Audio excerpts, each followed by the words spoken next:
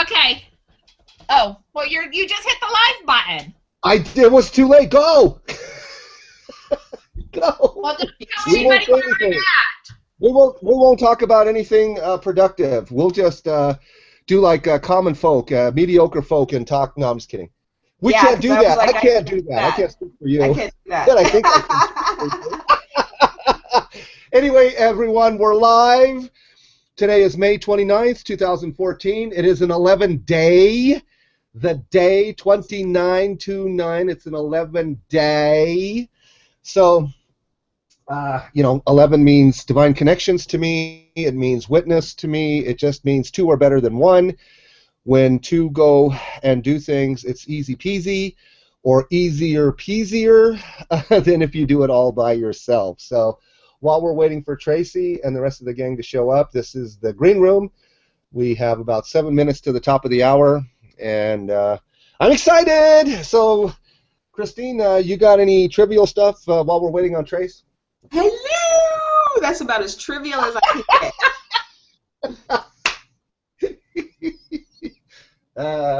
That's about as trivial as I can get. For reference, that is, for those of you who remember that, one more time, Christine.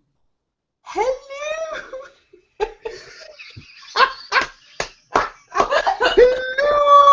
Now, seeing myself do it on camera is like completely different from. It is. It makes it a little more. That is from Robin Williams in the movie Mrs. Doubtfire. We just both love Doubtfire, darling. how he does his greeting, and it's on YouTube. So just Mrs. Doubtfire, hello, and you'll be able to see it. It's just what is it, like a 3-second clip? It's long. It's very short, maybe 10 seconds, if that long. But yeah, I guess this is our trivial talk. This is Doubtfire. Well, okay, let's. I Absolutely. love that movie. And Robin Williams is so super talented to me. Yeah, absolutely. I've loved him since Mork from Ork. Do you remember? Exactly right. That's when they were doing spin-offs. I mean, I think the 70s was like the spin-off. Wasn't it though? Decade.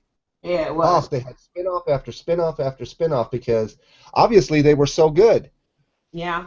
If a show was so good, they introduced a character or two, it was enough to, warrant a whole show around that character. I know. Anyway. And I think Happy Days spun the most. Happy Days spun Mork and Mindy, Laverne and Shirley. Joni and Chachi. And Joni and Chachi, and then I think they did a second rendition of one of them because it didn't go. It was amazing. 3 or 4 spin-offs from the same show. I used to love Laverne and Shirley. Oh, I know, right? Shlemiel. Chicago, Shamil. Okay, that's enough of our trivial stuff. I miss Laverne and Shirley.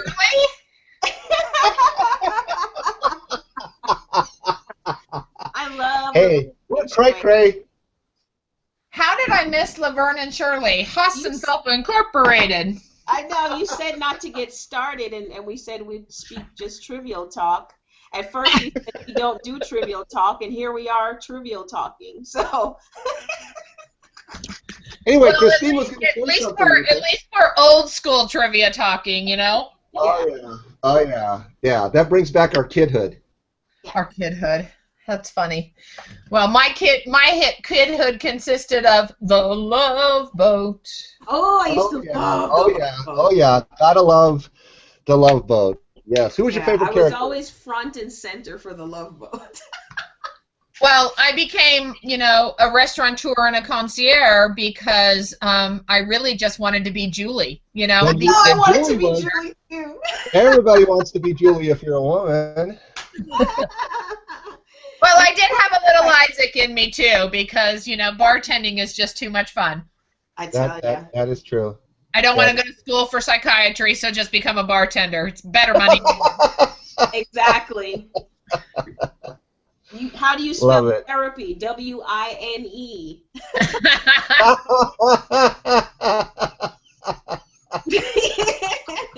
Where is everybody else? Where's I Krista? thought it was WHINE.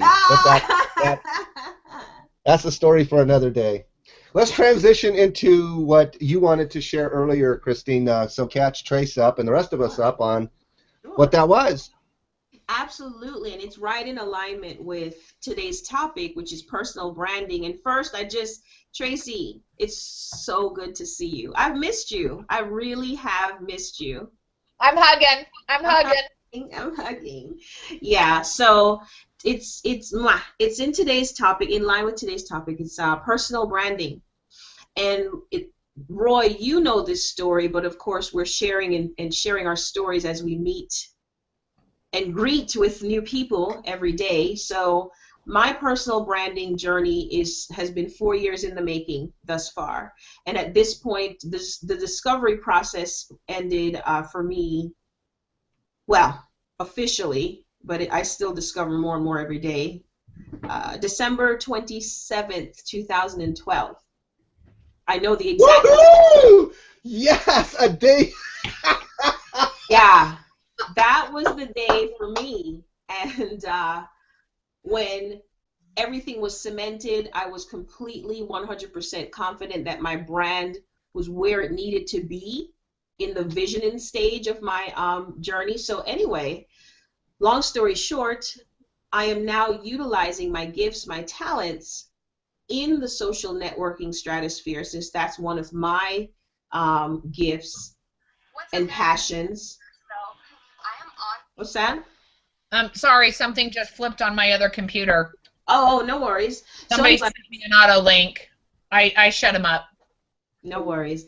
Okay, so over the years, I've been desperately in the discovery process trying to figure out how does my network marketing life mesh with my graphic design life. You know, graphic design and designing and creating in the way that I do is my gift. That's what I was born with. And then the network marketing, which really I just put it on the umbrella of professional networking, is a passion that I discovered much, much later in life, over the last 4 years. So I always wanted to know, how do the two come together? And it's at a point now where it's together because I've identified my target audience, and network marketers are my niche. Even though I serve heart-centered entrepreneurs as a whole, network marketing is the niche, or the network marketer, the person. Hi, Kresta. Hey, Kresta. How are you? In the house. Woohoo! Welcome. So great to see you. I've been looking forward to meeting you. Great. You guys too. I'm glad I could make it today. CLB, you haven't met Kresta yet? Very, very briefly, maybe a month ago, I was leaving an HOA as she was coming on. You're gonna love her. Yay, I'm excited. I'm excited. So, Roy, I'll keep this brief. I just wanted to say that I am starting, and this is going to be the foundation for my social networking consulting. I have a focus group that I put together with some of my business partners who have expressed interest in growing their networks online and creating a personal brand. And it's 6 partners, including my husband. Yes. And yes. I am finding so much joy right now in the conversations I'm having with my business partners in my network marketing business, and I am literally on cloud 9 right now. And that for me is, I'm saying it in a way that I'm grateful and humbled to just see the wisdom of allowing myself to go through a full discovery process of my personal brand, because I feel like I can walk the talk. I am walking the talk, and that absolutely. That's absolutely a little scary, but I'm excited. Well, the scary part keeps you humble and yeah. keeps the adrenaline flowing and just keeps you knowing, at least for me, that we're still alive to it, that we're not dead to it. You know, when there's no butterflies and you get ready to jump on the virtual stage, the physical stage, and there's no butterflies, I say the passion has left, and you need to also. I don't know. Does anybody agree? Yes. Yeah. But thanks for letting me share I'm just bursting right now because I just got off the phone with a business partner, and I was just able to share a strategy with her that I thought, where did that come from? And she was so excited. So that's Yeah, what no, it's all about. absolutely. If I could ask a question of you, CLB, Yes, ma'am. because I've been hearing it a lot lately, as my passion, my Healthy You passion has really been incredibly rolling this past month because I started my shows in May. Yay. And yay. And Yeah, yay. Go Trace. yay. And I've had a lot of people come to me and ask me, you know, I can't tell who you are. I can't tell what you're doing. I obviously know you're about health. I obviously know, you know, you have some sort of skincare thing, but what really just kind of piqued my interest with what you're saying is how you bridged your graphic design and your business, you know, your MLM business, relationship, heart-centered entrepreneur, fascinating thing you do, how you bridge those two together under one brand. Yeah. And, you know, I'm just still sort of connecting those two dots right now and kind of floundering in the place of that connection. Yeah, I totally feel you. I completely feel where you are. I was there. I can't even say to a certain degree I am anymore. Woohoo! I'm fully aware. Thank you, God. Okay, just had to break out for a minute. That's okay. But I totally get it, and the piece that I believe a lot of us miss in personal branding is that really your personal brand is just who. It's not just, it is who you are. Who are you? You know, why are you involved in these different aspects? I mean, what do you do to live healthy you? What do you do to live the skin products that you use? So, for example, like just a high level or maybe a low level or whatever the level is example, do you use your skin care products? God, I wouldn't live without them. Yes. And by the way, you're glowing today. Your skin looks awesome. Thank you. Awesome. Yeah. Yay. 49.5, baby. Woohoo! Woo! And a half. I love that. Yeah. So in the passion that people are looking for is in your story. It's in your experiences. So one thing that I would recommend doing is, okay, it depends on the degree of comfort and or who you are in how you present yourself online. So if I put myself in your shoes, I'm using a fabulous skincare product every single day and it's doing something for me, I would create mini videos of my skin and say, oh my goodness, look at my skin, look at what's happening here, and they see your excitement in your own product. That leads people to ask you, well, what is it that you're using? You know, when it comes to healthy you, are you living a healthy lifestyle? Are you eating right? Are you exercising? Share that. Share your experiences online. That you live your life and who you are. That's your brand. Let me help sum that up because I know CLB so well. Ooh, I said create, live, be. She just said what I just summed up for her. That's what she does. Create it, live it, be it. And until you hit that last letter, the B, and you're being it, you're not, you can brand yourself all you want, but if there's a disconnect for other people and they go, what? You're the what? I don't see it. So it's the being part. Just living it as a do. Here's what I got to do. I got to apply it. You know what I'm saying? You can do the skincare, but you have to be the result. Yeah, you have to be.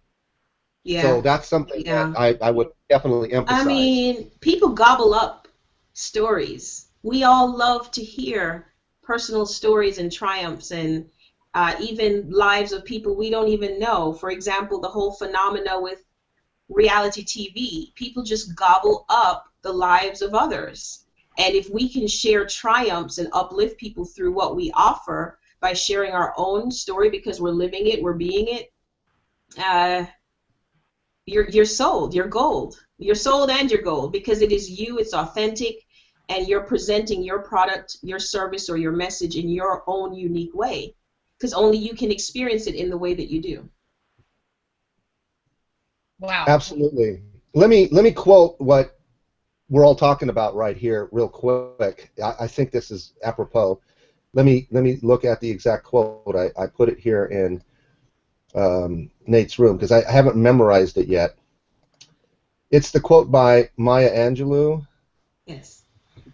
Since she is on the minds and hearts of most of us these days. Oh my goodness, and I can't find it real quick here. But it goes like, people don't really remember what you said. Mm-hmm. They don't really remember how you said it or what you did, but they will remember how you made them feel. That's the key. I think that's what Christine is saying to all of us. When you share your story, it's the feeling the other people get that draws them to you, that makes you memorable to them. You know, you need. And then Jerry Garcia quote comes up. So Christine, I'll turn it over to you since you're saying yes. Yeah, that's one of my favorite quotes. I guess it is. I don't guess. It is my favorite quote when it comes to personal branding. Is it is not enough to be the best at what you do. You should be perceived as the only one who does what you do. And that was brought out to me by my personal branding coach, Lethea Owens. And when she said that quote and then asked me who I am, I immediately recognized that there was a disconnect between myself and what I did as a business. It really helped me to question who I am and how it connects. So love the quote. Hashtag love it. Mm-hmm. So how did you...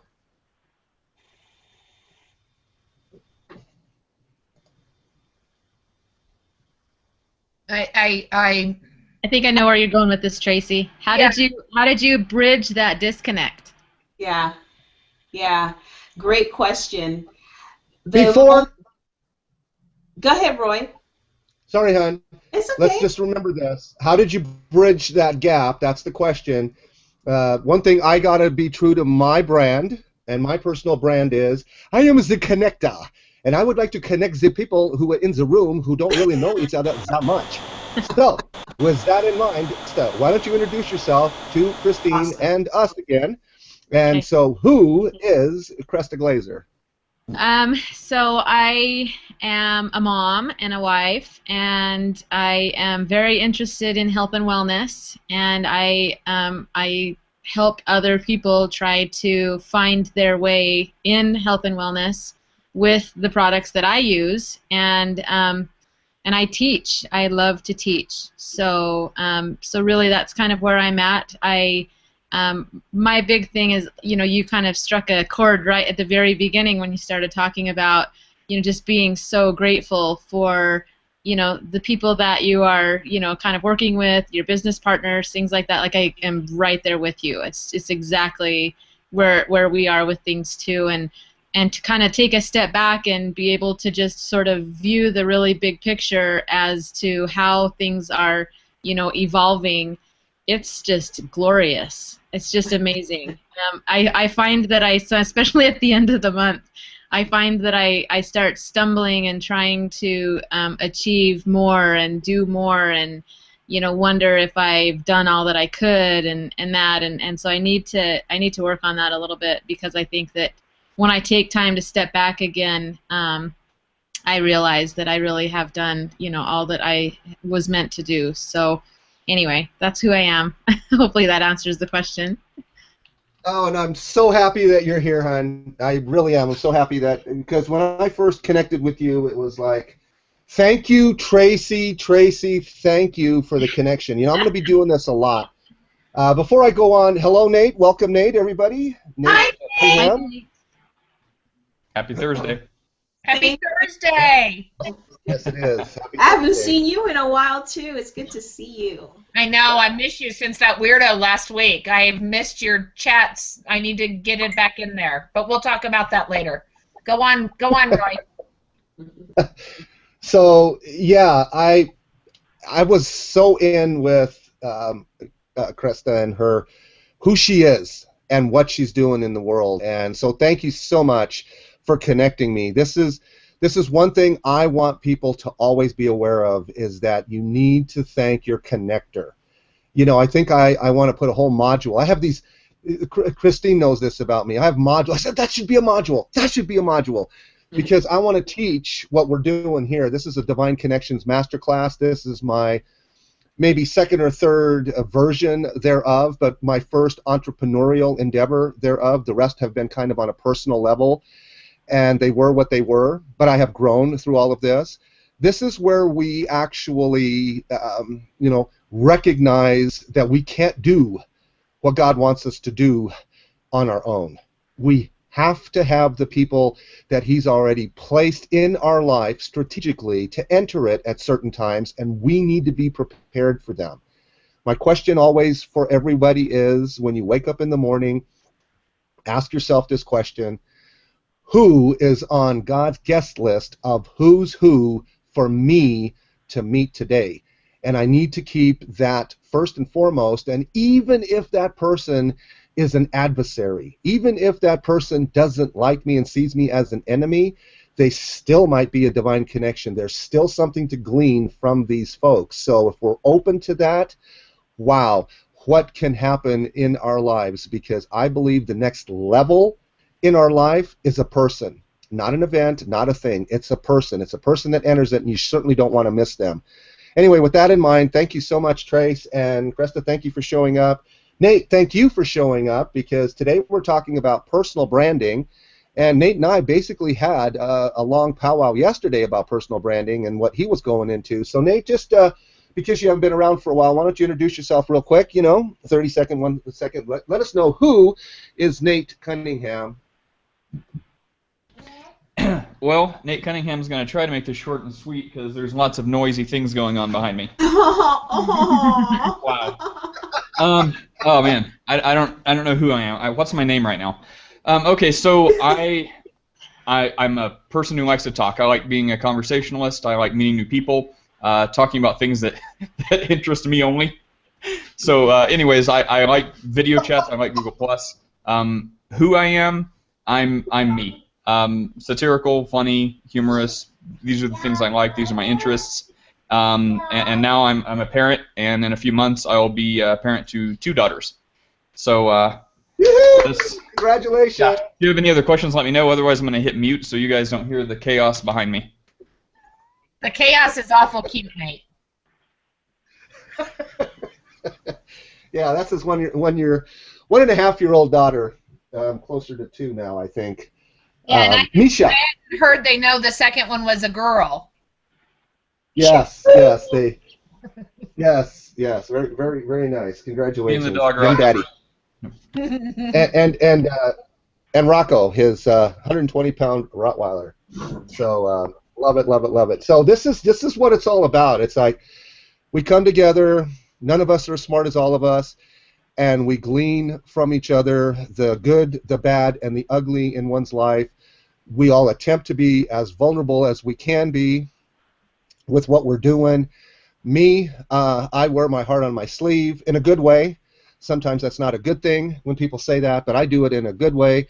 Anybody who knows me for any length of time knows I'm very emotional, because I love my God. I love my God so much that He just directs my steps, and when I see things happening and coming to fruition that I only envisioned days before or even years before, if it doesn't take your breath away, I got to ask you why. Anyway, over to you, Christine, because I'm about to do that. So where were you in answering the question, bridging the gap? Oh, wait, we got to clue Nate in on what you're doing, so let him know what you're speaking on.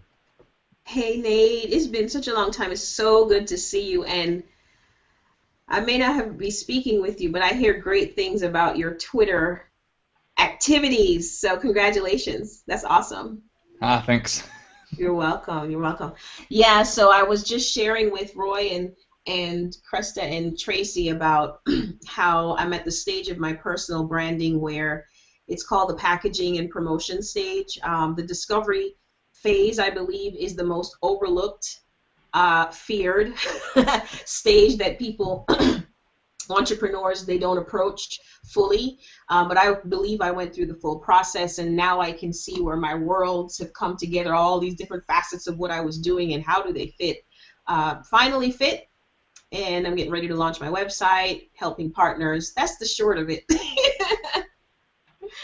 So it's exciting. So Kresta, Tracy asked a great question. She was like, you know, people, she doesn't feel like her audience is connecting with her as a person. I think, Tracy, you said that they even asked you that, you know, who are you type of a thing? They did, and I didn't actually put it to not connecting with me. Thanks for putting that light on it. But they're not connecting my business and my passion. And the passion being Healthy You, and the business being my marketing company, you know, my MLM. They're not connecting those two to me. So I think that the triangle of that maybe is just not built yet, or not clear. And you know, because I think, I don't know, I think people are connecting with me in this phase and me in that phase, but the gap of those two, yeah, they don't see how you fit with those things. Yeah. I mean, my business people are connecting with me that way, and my Healthy You people are connecting with me that way, but they're not connecting with each other. That's the best way I can describe it. I've never looked into personal branding. I've never, it's just something that's never come across my radar until you, and now it's so fascinating to explore. But anyway, go ahead, teach me something, baby. I share. I share. Yeah, I'll call it preach, I guess. So yeah, so I totally get it, was the message I had for Trace, and I told her that, you know, her personal experience, her story, is perhaps what's missing as the link, the connector between her businesses, or her service that she offers, I'd rather say it that way, and who she is as a person. So I know they're connecting with you as a person, Trace, so thanks for clarifying that. Because you're such a beautiful person. Who wouldn't connect with you? I'm true. I'm telling the truth. She's true. Yeah, you're amazing. You're amazing. So what Kresta and Trace asked is, how do you bridge that gap?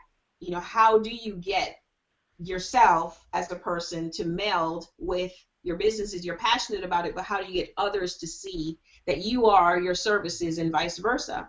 And it is in the story. I know from personal experience, when we let go of how we do it, that's when it becomes apparent how to do it. I'll say it again. When we let go of how to bridge the gap, that's when the bridge is gapped. The bridge is, or whatever, the bridge is gapped. We get so caught up in how we think it should be executed, how we perceive others to be executing it, and we get caught up so much in that the brand in and of itself loses all meaning, because primarily we are already a personal brand. Whether we know it or not, like Roy would say, whether you believe it or not, we are a personal brand. We are individual imprints or thumbprints or fingerprints of the divine. We all have a design, and it's unique. What we need to do is let go of how we think we should package ourselves for the public. What I did was I let go of all of that. I let go of what I thought it should be, how it should look, and I just invested all my time figuring out what my blueprint is, my DNA, and putting that online. Not literally, but just through sharing, how do these businesses keep me alive, financially, spiritually, mentally, professionally, physically. You're in health and wellness, and now I am too. So I'm about to do a video journal of my commitment to live a better life for myself. And as I share that video diary, people are going to ask, well, how are you doing that? Tell me more. And in that kind of conversation, you can start, if that is your goal, to offer your product or service. That's one of my strategies. First time letting it out, and yay, it's on Hangouts on air. Yay. So, but that is how you market. You market through your experience. You market by sharing your story, and that is your brand. Who you are is your brand. So you had said, and I was, my shorthand is bad, but not how we think we should present our world to the world. That's letting go of the how we think we should do it, but just have a little moment of introspection and say, how does this blend for me? And let me share that with the world, and then people will resonate with that. And yes, because I am really trying to keep it separate. That's the problem. That's the problem. If I may, really quick, I love the way that Christine and I have been able to sharpen each other's countenance, just like the scriptures say, as iron sharpens iron, so too a friend sharpens a friend's countenance. We both, I believe, and Christine will correct me if I'm wrong, have been able to step into our personal brand because we've both allowed each other to be each other. I'm not attempting to mold her into my image and say, you need to be like this when we're together because if you were my friend, that's what you do. No, I let her be her, she lets me be me, and we walk right into our personal brand. I so agree with how she put this because it's the same for me. It's not something you draw up on the design board, your personal brand. You walk into it, you activate it, you become aware of it. It's your personal branding DNA that's been dormant if you weren't aware of it. And that's what I heard you say, Trace. You weren't aware. This is new. Personal branding, the name is new. Maybe you didn't call it that. Maybe you called it something else, and you were stepping into it already. Be your authentic self. Be who you. It's like a fingerprint. It's completely unique. Even though you may be part of a company who sells the same products and has the same services, you're still a unique individual because people will gravitate towards you and your personality type, which is your personal brand. Nate and I spoke about that yesterday to some length. Maybe he can shed a little light. I'd love to have him chime in just a second as well. But I want to make sure you understand it's not a doing, it's a being. I can't emphasize that enough. Tracy? I have a quote I'd like to share, and then Trace, you can, or Kresta, or Nate, if I may. Yes, please. Yeah, this is a topic, obviously, that I'm passionate about, Roy's passionate about. I was the one that kind of tickled his ear yesterday about, well, what are we talking about? And once he said personal branding, I was like, I'm all over it. I'm sold. So, interestingly enough, in my personal daily Bible reading, the verse that came up for me directly touched on personal branding, and this is the quote that I was able to share, a self-quote this morning in reflecting on it. It says, our mission in life is not to recreate who we are. It is to discover who we were designed to be and share our uniqueness with the world. So it doesn't matter who we are, what our message is, whether it's for passion, profit, our brand is just who we are.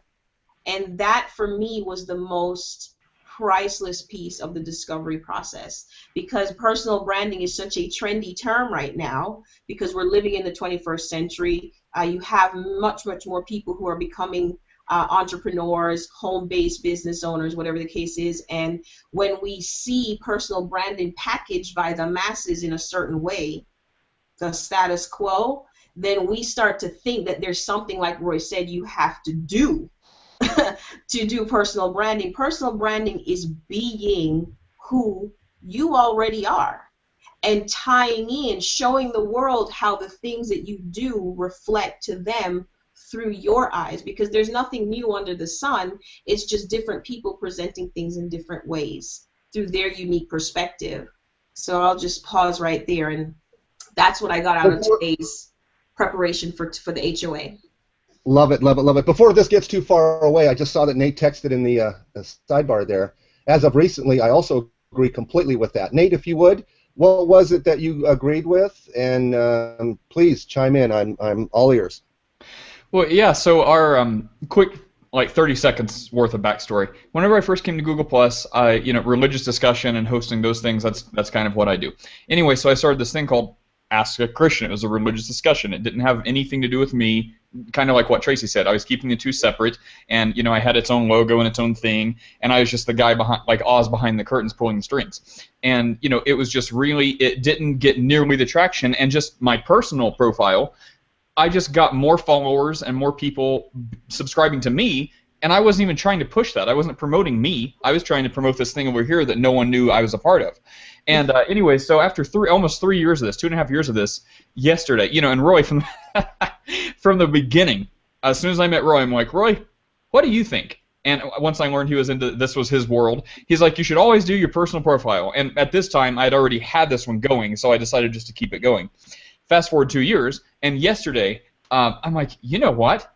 This is ridiculous. I'm like, I'm trying to, and I've always been big about letting things organically happen, because also in recent experience, it seems from whenever the door is almost open and you see potential opportunities there, if you get excited and really try to focus on that and force it, and if it stops, then you're still excited, so you try to push, and you get in this tug of war, and you put so much effort at this potential opportunity, and you get so much or so little return on that investment, versus if you just organically let stuff happen.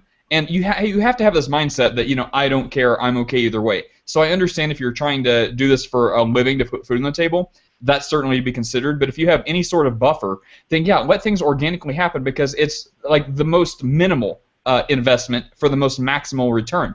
So I'm thinking, after this Ask a Christian religious discussion, I'm like, this whole time, I should have just been focusing on me, because I'm not just a religious discussion.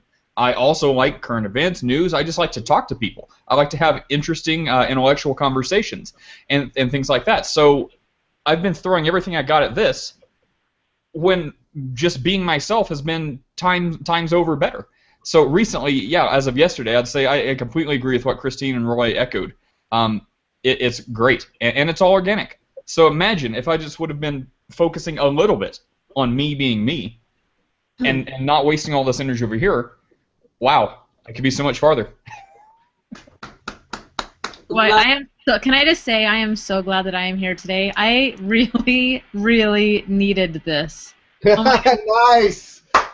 Seriously. Yes, and we're recording this, so other people need this too, and I hope that's why I do what I do. This needs to scale. So Kresta, please continue. How do you need this? I want to dig into. What Nate just said right there. Where you see an opportunity, and you know that it's just going to be fantastic, and then it doesn't maybe happen at the speed that you think that it should, and so you really start forcing it and pushing and really striving, which we all know that's a naughty word in this industry, but and then things just kind of halt. But then when you stop and you take a step back and you just kind of let things happen, then that particular opportunity may have fizzled, and maybe another one will open up, or whatever. But gosh, I'll tell you what, sometimes it's just so hard to not want to push, and like Nate said, for in a situation where you're working because this is your livelihood, and you really, really want it to happen, it's really, really difficult to keep that mindset of not pushing so hard, So let me add to that. Fantastic. Let me add to that, because I think Tracy would have something to say on this, and I definitely want to be called out on this if need be. So when I first started hanging out with Christine, her word is organic. And she explained to me what that meant in a way that I just absolutely understood it. Because since she comes from Jamaica, and Jamaica has this thing, well, I'll let her explain it in a second. It's force ripening. It's letting things do its thing a little quicker than organically. And when you do that, it never tastes as sweet. Well, now I'm saying it. Anyway, what Nate said, and I've witnessed this with Nate. I've been with Nate for 2.5 years, almost on a daily basis, at least once a week, blah blah blah. So I've seen him grow from doing just this, kind of, yeah, saying this is my company, this is my organization, this is my whatever, but ultimately it's you. So start with you, the brand of you. You are the brand, you incorporated, right? As Simon T. Bailey likes to say. So to take off from what you just said, Kresta, it's okay to force ripe some situations, but here's what's not okay: to have the wrong attitude afterwards when the door didn't open the way you wanted it to. You just need to say, okay, I did my best, I maybe force-riped it, and it's not going to come to fruition, so okay, I'm happy-go-lucky either way, and now I'm moving on to the next door. But if you get stuck there and you want to force it open even more so and longer so than you should, that's when you get into trouble. Anybody on that one? Agree, disagree? Completely agree. Completely agree. And oh my goodness. That's me. Are Because you that's guys me. literally, are you in my life right now? Like, seriously? Yeah. Well, people say that I force ripe things, per se. You do. That I force things. I'm that You bull do. in that. Yeah, go ahead, Trace. Oh, that wasn't me. I was thinking was it, but I didn't say it. I said it. Well, I said it. okay, so okay, both of you, hit me with your best shot there. Oh, no, I don't want to shoot you, sweetie. Now, I just said I do, but you have your awareness level of that you were in that mode. I have to say, my friend, that you have definitely matured in that area. You've allowed yourself to become and accept your organicness, if you will. So I'm definitely an organic person. You know that. And one of the things that Kresta said earlier when she was introducing herself to us is she takes time to step back. And I wrote down that I had to learn in my personal discovery process, which is a side point. In the discovery process of your personal brand, you have to let go of personal branding. You're just discovering deeper who you are. I call it courting yourself. Most people want to court other people for a mate, a business partner, whatever, but we don't court ourselves. And that's how I looked at it. I looked at it as I was getting to know who I am. And a part of the process was a spiritual process for me. It still is. And one of the things that resonated for me is the ability to be present. And what happens with us as human beings is we tend to either live in the future or in the past. And as entrepreneurs who are on the go, go, go, we tend to live in the future a lot because we want to see a certain outcome from this opportunity. Oh my God, it's an opportunity. I got to make it into something, right? And what happens is that we are not or no longer present to have the awareness of whether or not that is an opportunity. You see, with the force ripe thing, thanks, Roy, for bringing that up. You know that's my thing, right? Coming from Jamaica, and we have, you know, lots and lots and lots of mango trees. We say a lot about mangoes, but it happens with any kind of fruit or fruit-bearing tree. What happens is, you know, when the season comes around, you want the mangoes so badly, or you need it to make juice or whatever, you can pluck them when they're green, or what we call fit, put them in a paper bag, put them in under, you know, like a cupboard, and force ripe them. And while they do ripen, when you taste it, it does not taste the same as a fully ripened mango that you pick from the tree. And that term is something that I brought to Roy because as entrepreneurs, we always want to force ripe the situation, and in personal branding, we want to make it into what we think, like Nate said.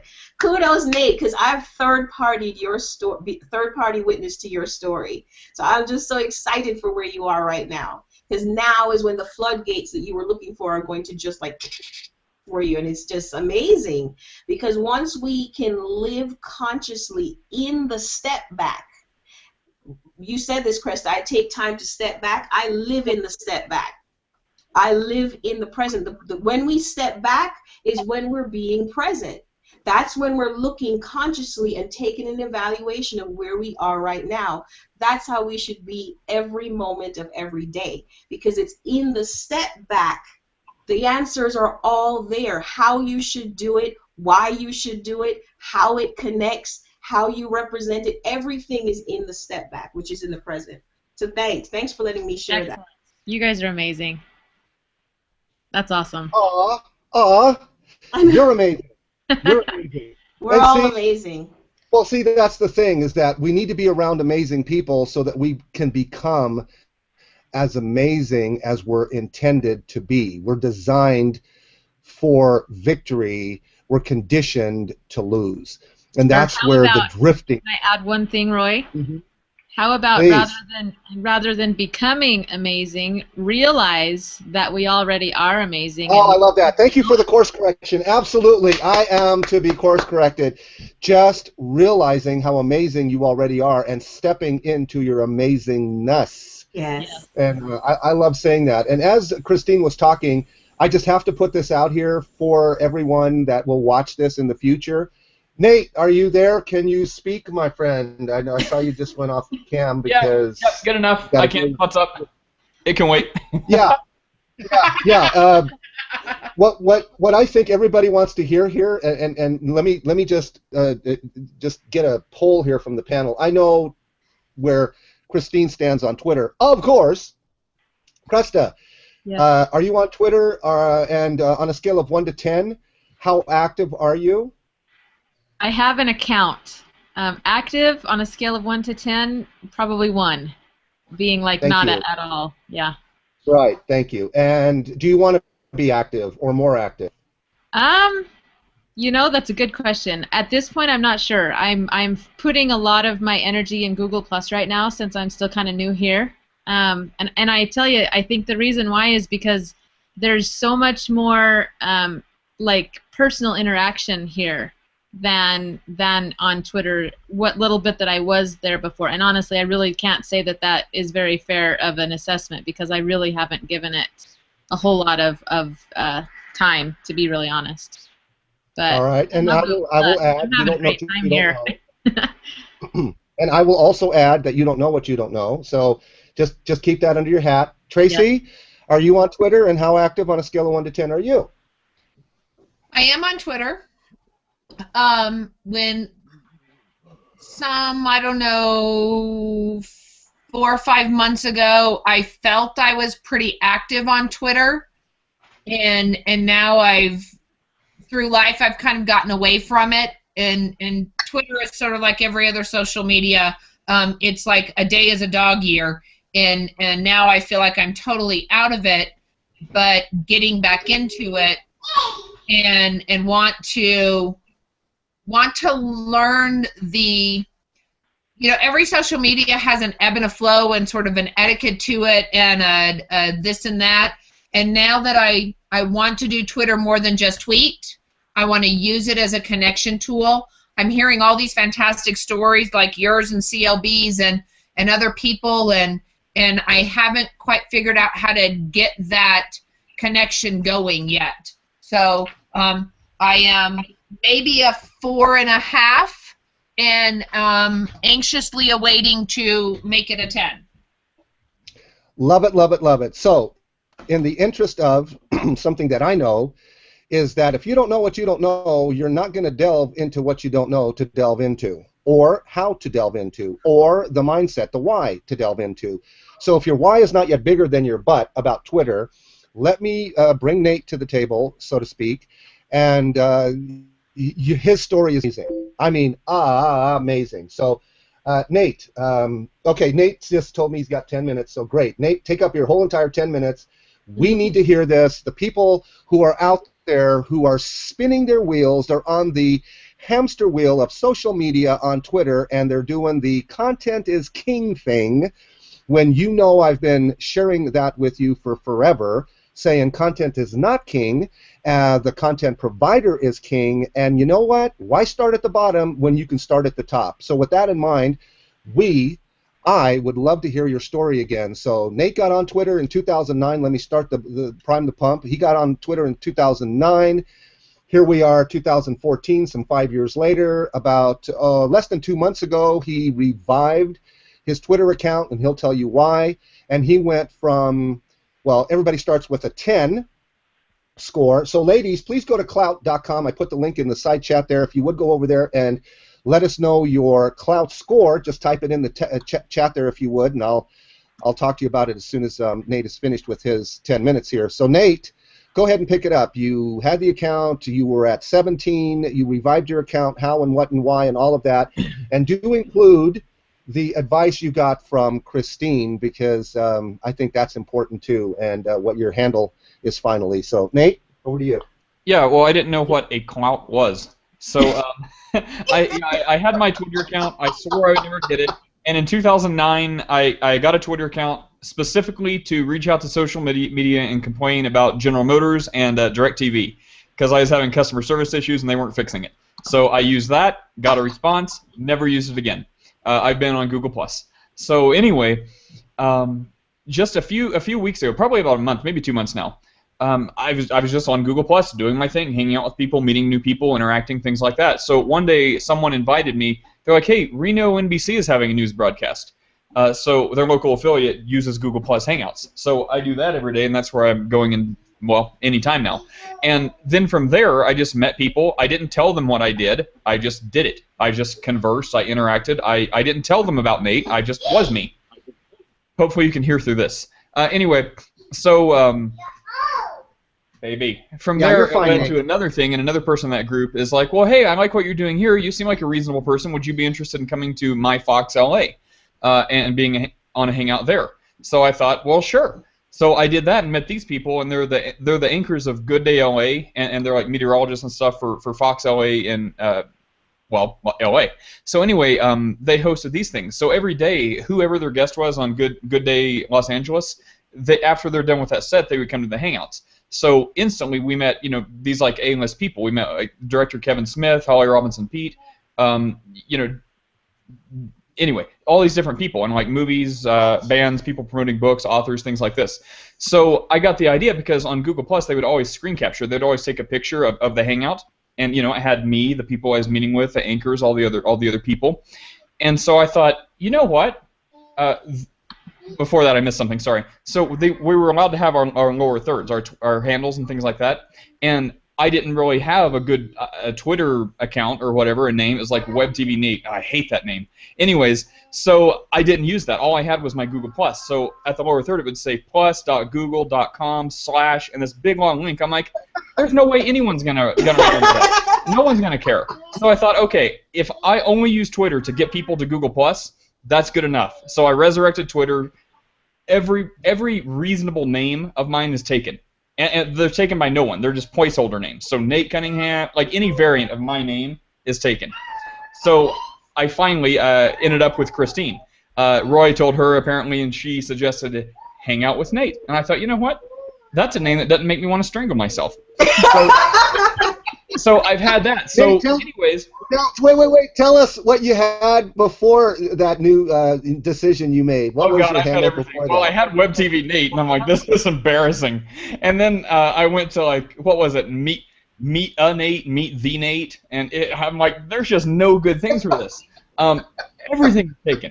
Anyway, so I ended up finally, after like 2 weeks worth of going through names every day. Like, if you look at my Hangout on air, there's like 2 weeks. Every new Hangout has a different Twitter handle for me. Okay, so I had my Twitter handle, and now going to Fox LA, all these people would come up and they would meet people and they would instantly be like, "What's this?" Because people just don't know about the gospel of Google+. Google brags about how many billions of people they have it.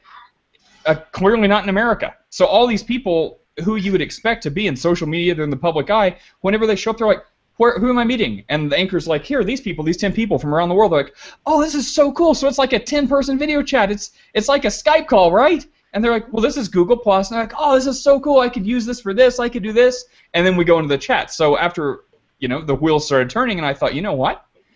I have a Twitter handle. I know these people are on Twitter. That's the easiest way to contact them. So I would take the screenshot of us all hanging out, and I would find the person we were talking to and whatever charity or cause they were supporting, or movie they were in, or book they were pushing, and I would send them a message saying, hey, it was great meeting you. Thanks for chatting. I had so much fun. And I would include the picture of the hangout.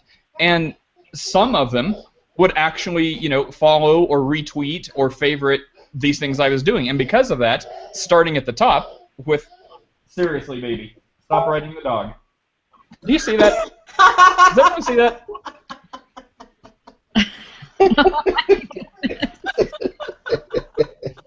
Life is real. Rocco. Great. Okay, anyways. So just like that, that's what we do. We had opened a screen capture and take a camera, and now I have that immortalized. But the point is, starting at the top. Like Roy said this ever since I've known him. He's like, start at the top, start at the top. I'm like, dude, I don't know what you mean. If you can put President Obama in front of me, I'll start at the top. But I don't have that chance. So just through being myself, organically, I didn't seek this out. I didn't know this existed.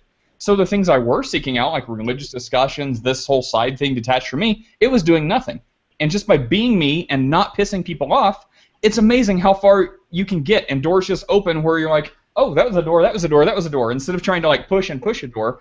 So because of that, starting at the top, all of these people saw me hanging out with Fox LA and the celebrity that they like and follow. So people just start following and following and following because their celebrity favorited or retweeted something I did.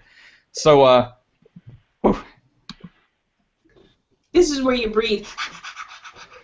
you know. Well, to continue the story, he went from 17 points after 5 years. His Twitter account was just basically dormant for 5 years. Got it up to 17. Woohoo! And then I said, "Oh, Nate, you're doing Twitter, and these, you know, people with high clout scores, A-listers, are retweeting you. Well, you should check your clout score." And so when he looked, he said, "Yeah, it's 17." And then he would check it every day because they'd send him a notice, "Nate, take over," and you'd see what. And you went from what to what in 17 days?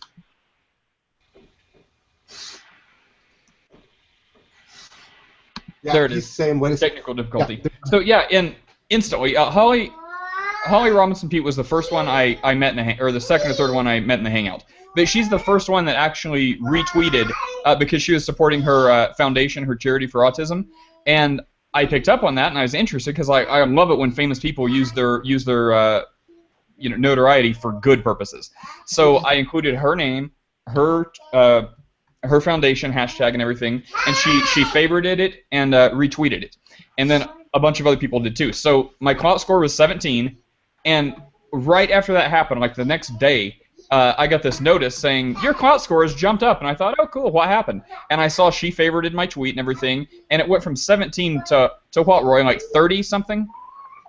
Yeah. Just from that. And then, so I'm like, well, this is inspiring. So I kept doing that. So every time I'd meet someone, I would do that. And it jumped from like 17 to 33, and then 33 to like 40. And now it's at like 50 or 51. And I was talking to someone else who knows about this because I still don't really know about clout. I mean, I don't know how they get their stuff. So I was talking to someone else who does social media for their living, and I told them, I'm like, so is it a good thing or is it difficult to go from like 17 to 40? Because that's where I was at the time. And they're like, that should take like 90 days. I'm like, oh, well, that happened to me. They're like, how long? I'm like, I don't know, just like 3 days. They're like, wow, what did you do? And I told them that story, and they're like, oh, well, not everyone has Holly Robinson Pete refavorite their tweet or blah, blah, blah. I'm like, oh, well. Anyway, so I guess the moral of the story is start at the top, and Twitter, it seems to be the best platform for that. I don't know what to do about that, but for social media and reaching out, Twitter's the best.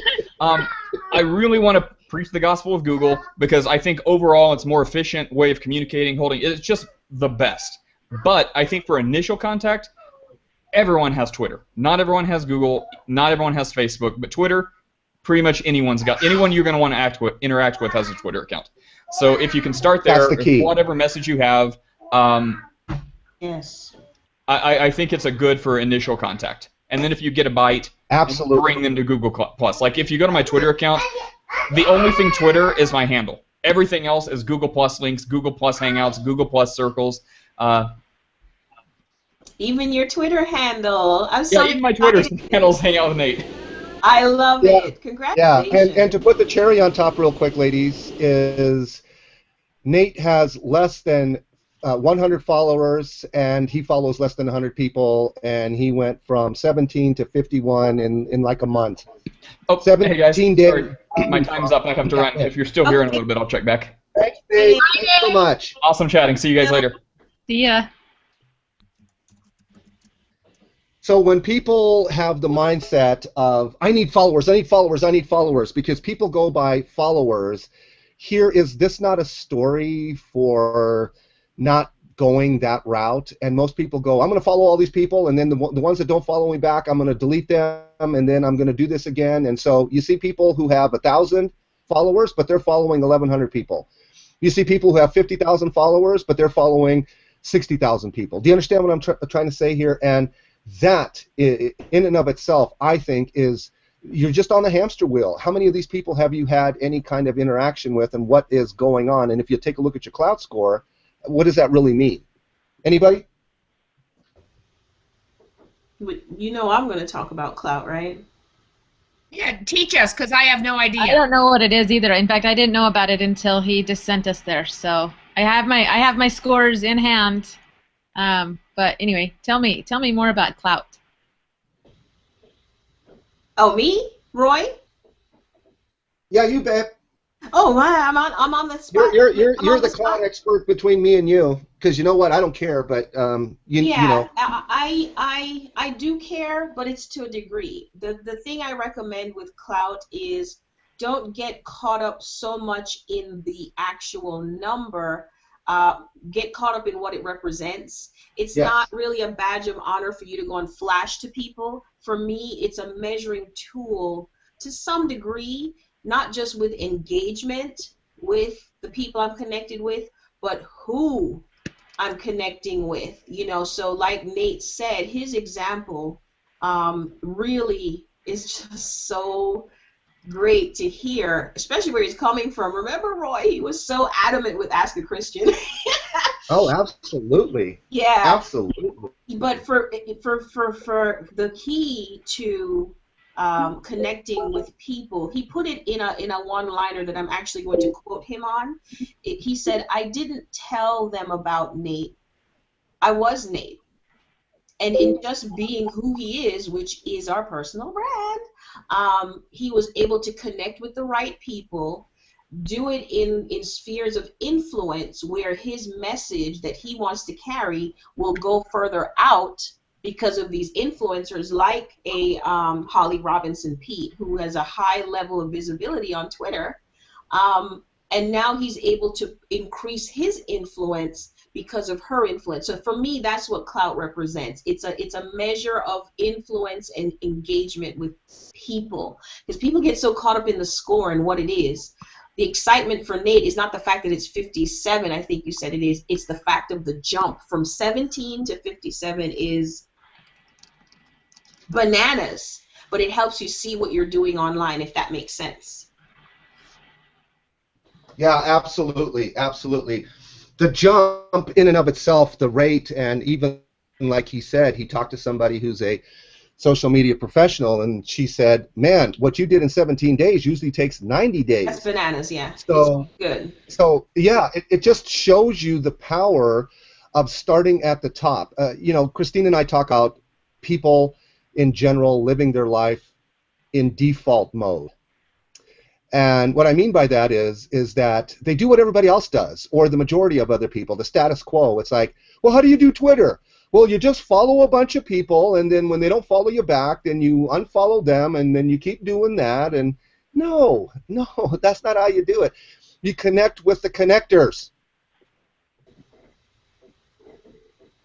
And it's, may I say something, share something? Yes, I'm done, sorry. Yeah, you connect with the connectors, and the key, again, for me, and I believe with Roy too, I know, actually, I don't believe, is the humanness behind it. You don't just connect with a connector or connect with a person of influence just so that your message can get out to more people. That the motive and the reason for doing what you're doing, it's like shooting yourself in the foot to me. That's forced riping a situation, but he naturally connected with people by just being who he is. And he strategically, and this is where Kresta was saying, or Roy said to Kresta, you know, you can force a situation or move aggressively towards it if you feel that it's an opportunity for you, but it's in the result that we need to let go of. So what he did was he strategically placed himself, aligned himself with people that he naturally connected with through Google Plus Hangouts, connected with them on Twitter, and because they already had a personal connection, they shared his message. That's it. And so you can't do that on Facebook, this type of a personal connection, because, I mean, Nate is a natural for Google Hangouts. The way he came back, he started when everybody else started back in 2011. And when he looked around, it was just real new, brand new. He didn't know what he was doing. He didn't know what he didn't know. And he said, eh. So he put that on hold, did his life. A year later, he's watching TV. He sees a commercial for Google Plus Hangouts. He goes, hey, that looks like me. I could do that. I'm going to go there. And it was still relatively young, 2 years, 2.5 years ago. No, about 2 years ago is when he came on and when I met him. And so he started doing his thing right away. It's like, oh, you can like name the hangout. Oh, good. Let me do this because here's what I want to talk about. And if you heard in his introduction early, he just wants to talk about what he wants to talk about. And we should. That sounds awful. What is it? Egotistical, but it's not, because if you talk about something that you don't know anything about, now who's egotistical? You know what I'm saying? It's like, just talk about what you already know about and find the people who want to talk about that with you. And for me, he's a great conversationalist. That's one of the things I told him. I was helping him with his 160-character bio. Now, how much can you put in there? And I said, Nate, one of the things you're missing, which I believe you are, is a conversationalist. You don't just have a one-topic type of mindset. You can talk about a lot of different things. And he loves talking about religious discussion, current events discussions, and the man is just very satirical, very funny, and he, once you get to know him, he's very valuable to have in your inner circle, so to speak. And so while he wasn't really receptive to a lot of the stuff that I was saying to him, entrepreneurial-wise, personal-wise, in the beginning, he is today, because a lot of that stuff, these one-liners I kept throwing out at him, had sunk in. Like he said, what does it mean to start at the top? And that's why I do Divine Connections Masterclass, because we have to show you. It's hard to just have a picture in your head. What do you mean start at the top? So anyway, with that in mind, hello, Stephanie! Welcome! Hey, Stephanie! Hey, guys, how are ya? Great, how are you? Oh, I'm doing good. I was trying to turn my camera on, and I can't get organized today. I don't know what's happening. There you are. Here I am. So how's everybody doing? Hi, Kresta. Hi, how are you? I'm good. Hey, Tracy. Hey, I just cleared my cookies and it knocked me out of everything, and I'm trying to remember my Facebook password. So I really wanted the chocolate chip. This whole the cookie thing. Anyway. Oh my goodness. Okay, so you guys are almost done, right? Now that I'm here. Sorry, my other call What's took. your clout score? Oh, no. I'm sorry. What's your clout score? I have no idea. We're talking. But I bet you Run! Don't walk to your nearest clout.com website and look at your score. I want to know. Yeah, but see, that's where Roy and I are extremely different. My attitude towards clout scores is don't know, don't care. Well, that's mine, but do it anyway. I don't need any more numbers floating around in my brain, Roy. I'm okay. Somebody look for Stephanie. Stephanie, what is your handle on Twitter? It's Finance_ability. Okay, great. Thank you. Yes. You're welcome. And Steph, since you just got here, Kresta, you guys know each other? Yes. We Yeah, we met met. Okay, another hangout before, yeah. Exactly. Oh, nice. So the topic at hand is... Yeah, go ahead. Oh, no, I was just going to say Kresta is a relatively close neighbor of our friend Phil Boyer. Yes. Oh, wow. Oh, nice. That was what we discovered he on only that lives hangout. about 45 minutes away from me, actually. Wow. Small Yeah. world. Yep. Nice. Yeah, so does somebody want to summarize for Stephanie? I know she can watch the whole thing, but I'm going to put Kresta on the spot since you are our new gal here, or newest gal. Why don't you summarize for Stephanie what you have gleaned so far from this conversation so you can catch her up to speed? And name dropping is required. No, I'm kidding. So, the topic of conversation today has been the personal branding, which is just so. Anyway, Christine and Roy both have really kind of gone back and forth with kind of showing us a little bit about how to approach this and how to kind of realize that we're already like doing it. It's who we are, it's what we do, it's what people see of us, and to basically just realize that, we're doing it whether we know it or not. So yeah, kind of getting a little bit of a handle on that is awesome, and it's just been a fantastic conversation for sure. So you'll definitely need to go back and watch the replay because I am sure I didn't do it justice, but it's been a really, really good conversation. Well, good. That's exciting. Nice. Yeah. It's very funny because I do think these things start to come together in your brain as you move through your business and setting up your business and meeting people and all that. And Roy has said several times, if you don't decide what people remember about you, they're going to decide for you, and it may not be attractive or what you want. And so that's the notion of taking over the brand that has come through both from Roy and also from Christine in a different way. You need to give them something to hold on to remember you by, because if you don't, they'll remember something, but it might not be what you want. Amen to that. Absolutely. Tracy, would you like to catch Steph up to what you gleaned out of this so far? Well, besides the fact that I am not liking this whole cookie thing, we'll actually be positive instead of negative. The concept of personal branding, I like what you just said about if you don't leave them with the impression that you want to present, they will glean their own.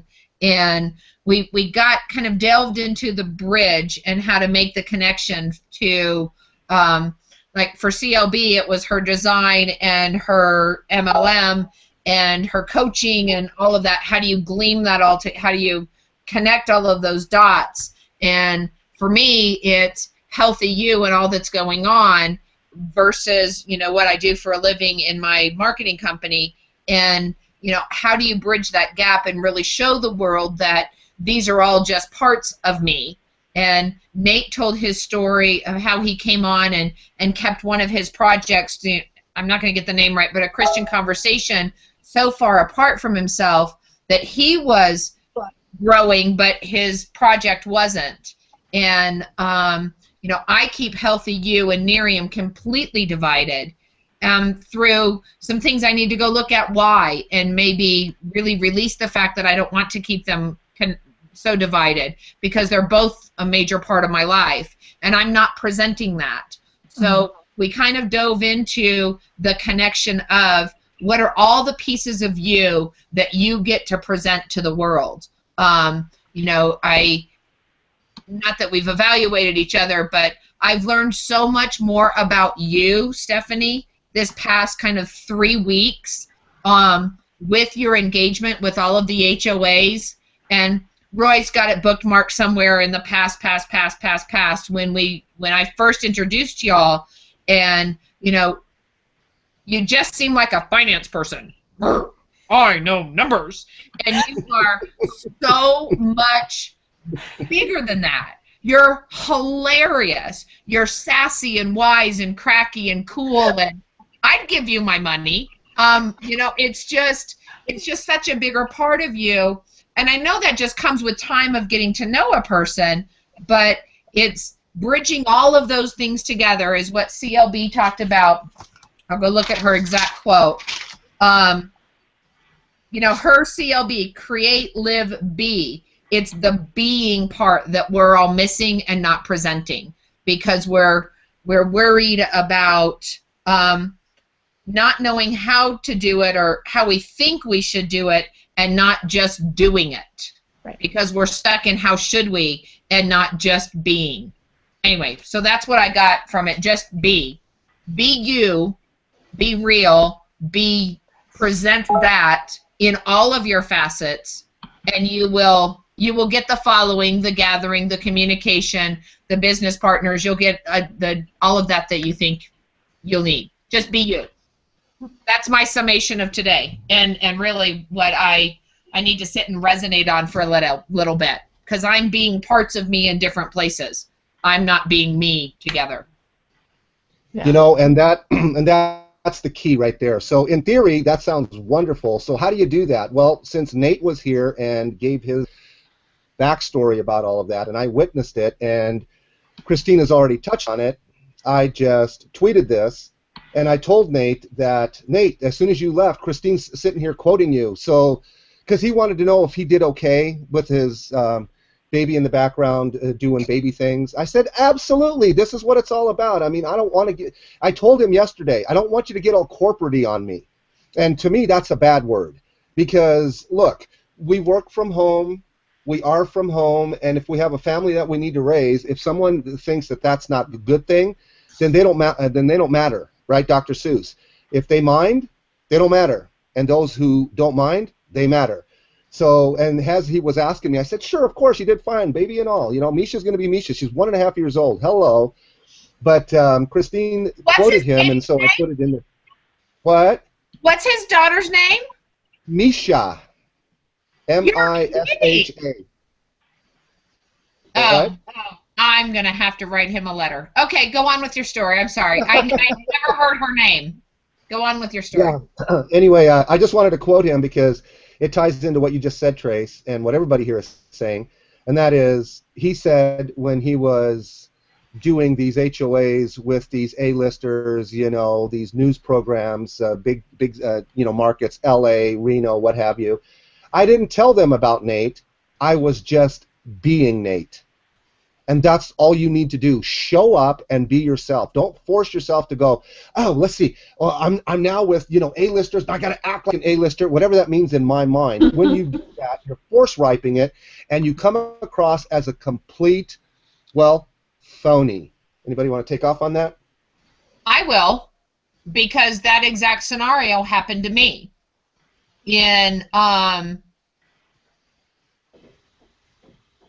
I took the following and engagement of the A-listers into, I've got to be that also. And I've talked about it, I think, to almost everybody in the room at some point in private, but when you go to try and not just follow and engage with the A-lister and try to be the A-lister, they may not be somebody you want to be. They may, you know, it falls into the endorsement kind of thing also. The more you follow in them, the more you interact with them, the more you try to be them, then you are just going down a road that's not you. And a couple of weeks ago, right before the show started, I had this huge big thing about, you know, I can't do it because I'm not that cool, or I don't want to say those things, or I don't want any of that to happen. And through all of you guys and a couple other people that aren't in the room, I got some great advice. It's, why do you want to be them anyway? That's not who you are. And so I think there's a caution from, yes, and follow them, and yes, engage with them, and get your numbers up, or get the engagement going. You know, now I've got another score to raise with clout, but be careful that you don't go away from the real you, trying to force CLB, trying to force the situation, and just stay back and be you in that process. And that's the advice I got from all of you guys, and it's made me feel better about myself, and also I think feel better about what I'm doing, because I can be me. I don't have to worry about being somebody else. Yeah, absolutely. And Nate is back, so welcome back, Nate. And Nate, have you met Stephanie? Stephanie, have you really met Nate, or you guys want to do a quick little 30-second, hello, this is who I am? Steph, you start. Okay, well, I think we met. It's probably been 2 months. It was one of those things where we were kind of passing in the night. You were there, and I just left, or something. But it's a pleasure to meet you. I've heard amazing things about you, so I'm excited to actually get the chance to hang out with you. And a little bit about me, I am living in Scottsdale, Arizona. I have 3 kids, 12, 10, and 5. I am currently working on a project for giving small business owners the financial education they need to be successful. It's called Financeability. And I'm very excited because here in just a few weeks, I'm hopeful that we're going to be launching. So there's nerves, and we're going to call them butterflies. We're not going to let it be negative. We're going to say it's a good thing. We're excited about what's happening. It is good. Awesome. Thanks, nice Jeff. to meet you. Yeah, I remember a quick finance talk a long time ago in passing, probably when we met. But yeah, so I'm Nate. Nice to re-meet. Yeah, I hang out on Google+. I've recently been focusing on just being me. And that's probably the simplest but most powerful thing that's happened in my life in a while. So because of that, I'm trying to focus on just being myself and pulling people from Twitter to Google+ and letting everyone learn about these hangouts and using them.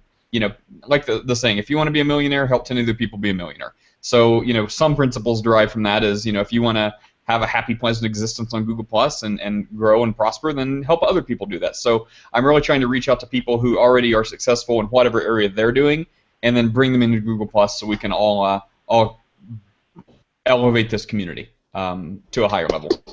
The tide rises all boats, and Nate is starting at the top. Woo-hoo-hoo! Yes, he is my poster. No, I'm just kidding. Okay. Sorry. So where were we? Christine, over to you. Yes, sir. Over to me. There is so much that we can share and discuss about personal branding because we are very intricately made human beings. I mean, we are so multifaceted. We're capable of doing such fascinating things, and to capture that and present it online, for me anyway, it has definitely been like erecting a tent. Now, I'm not a tent erector, so for me to put up a tent, one of those big grandiose, it would just be like a project. So that's kind of what I mean. It is a journey to capture the essence of who you are as a person and somehow package it visually, textually, contextually, and through the context that you have. And when someone sees you without being in front of you, they can say, yes, this is Tracy Baker. Yes, this is Kresta. I can feel her through the post, or I can feel her in the video, I can feel her in the description. So that is the part that I'm passionate about. I'm passionate about, because we know who we are. Inherently we do. But a lot of us, we try to be something we're not, because instead of looking at the good parts of who we are, we tend to look at the fugly parts of who we are, and we're trying to cover it up and put makeup on it and present ourselves in a different way or try to be someone else. And Tracy touched on this. She hit it right on the head about not being someone else. We all touched on it, really. And for me, the most impactful story, and someone who have been studying closely for the reason of personal branding, and through that study, she's actually become a mentor for me, is Oprah Winfrey. And when she started her journey of developing the Oprah brand, which is one of the most lucrative brands on earth today, personal brands, she was completely infatuated or intrigued with Barbara Walters.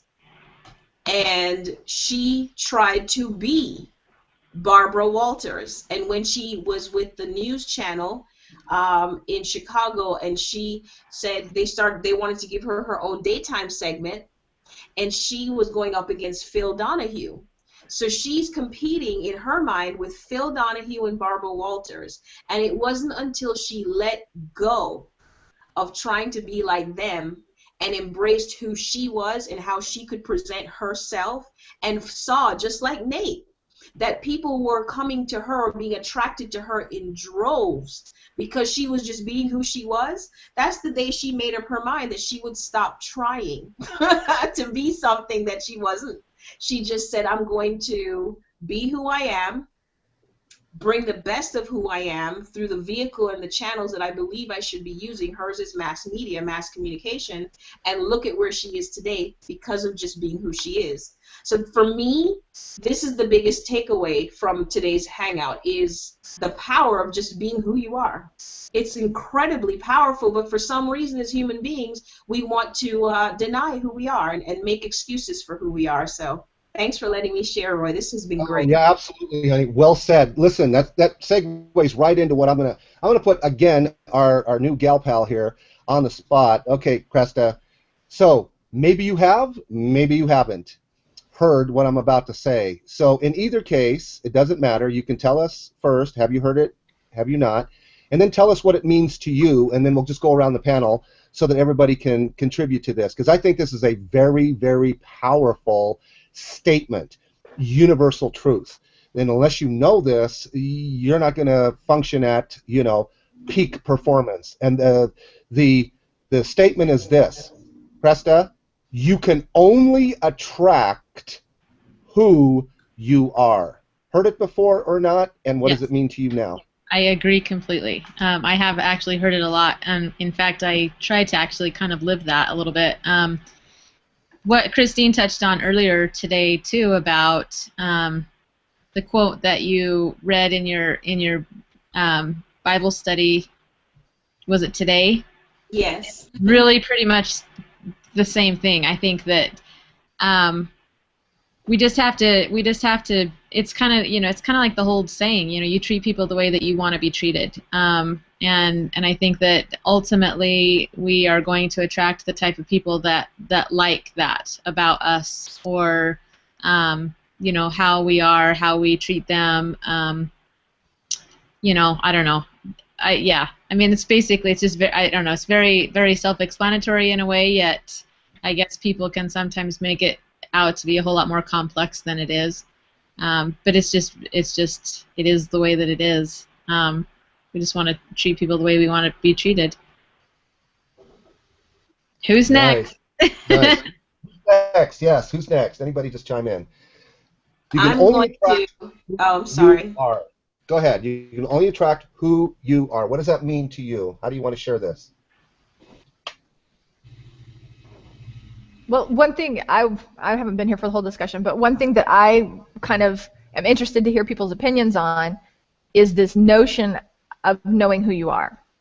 And so I think that this, what you're talking about kind of goes straight to the heart of that, because if you don't know who you are and you're kind of trying on all these different masks and saying, well, maybe I should be like Barbara Walters, well, maybe I need to be more like Phil Donahue, well, maybe I need to be like X, then of course you're going to attract people who don't necessarily resonate with you, because that's not you, right? You're trying to attract these people who aren't actually you. And so I've had this discussion with lots of different people, but is the problem really that people know who they are and they're trying to hide it, or is the problem that they just don't know who they are? That to me is a really good question, because question. I don't know really where most people fall. You know what? Since we're in this room with estrogen, me and Nate, I'm going to say ladies first, opposite day, men first. Nate, could you answer what Stephanie just said? I'd love to hear what you have to say. And then, Christine, you're next on. Okay, sweetie. Well, I don't think the two are mutually exclusive. It's probably a fair amount of both, and maybe even some other variable. But I think I had a similar question. Maybe there's something to be derived from this. But, as a general principle, I agree, and I think it's great. You can only attract who you are. But then I thought, well, what about Oprah? Because there's plenty of people that are not like Oprah that she's attracting. But, so as a general, I think that's true. But as a general rule, Oprah doesn't know these people. These are just people that for some reason like her, like her product, or like something she's doing, or some reason. But so I think if you make that a personal level, it makes a lot more sense. Like if you can only attract who you are. So I kind of look at this primarily as like an inner circle type thing, the people closest to you. Because if you have a good product, or if you make a good point here or there, or if people like some things about you but not all of you, or like the public you, the thing you put on, not saying you're putting on something different for the public, but if you have a show or something scheduled, they're only going to see a portion. So people may like that, but because they're not you, if these people, you were trying to bring them into your inner circle, they'd be like, okay, well, I like your show, or I like this thing you do over here, but yeah, you're not really who I am as a person. Like, what you do is great, but yeah. So does that make sense? That's how I look at it. Like, really your inner circle, I think that's where that applies the most. I do too. I believe there's so many. This is why I love HOAs. Number one, we get to have so many perspectives that makes you think. Thank you, Roy, for helping us to think. So for me, you can only attract who you are. We're going to go down to the deepest level and then come up.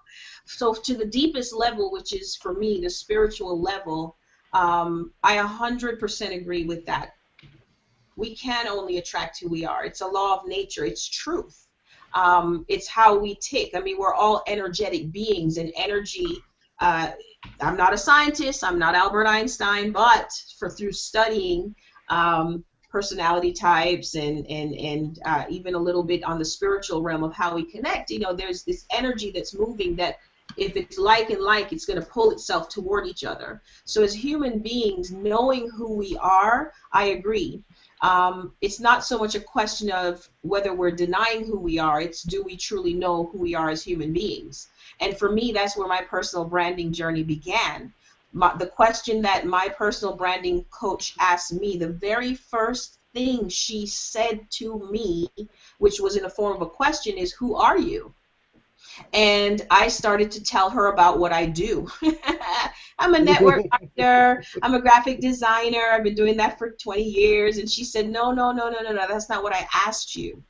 I asked you, who are you? And I could not answer the question. And it was like a slap in the head for me. I thought, I've never really taken the time to figure out who I am.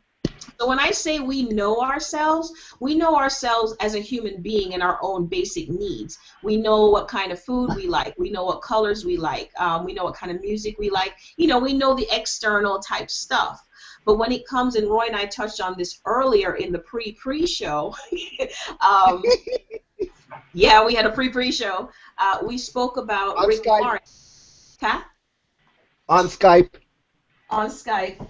We spoke about Rick Warren and this book, What on Earth Are We Here For? A Purpose-Driven Life, which is one of the second top bestseller, hardcover bestseller, second to the Bible. And the reason that this is such a bestseller is that inherently we want to know who we are, but most people don't invest the time to learn and court. I said this earlier, Stephanie, court ourselves and date ourselves and get to know the nitty-gritty of the person. So in terms of what Kresta said earlier in her recap about treating others as we treat ourselves, for me, one of my I have two core values. They're plain and simple, but they're very profound. And I'm not calling them my own because I cannot. They're just truth. One core value is absolute faith. The second core value is the golden rule. And if we invest the time to court ourselves and love ourselves, because the law says love others as you love yourself. So we have to love who we are, inside, outside, accept every nook and cranny of our being. And when we can do that, we attract not just people, the right people, whether they're for a mate, whether they're for a business partner, whether they are for someone that you influence, like in the case with Oprah. Nate hit it. A lot of these people that are being attracted to her are not her lifelong friends, but they are lifelong mentees of hers. I'm one of them.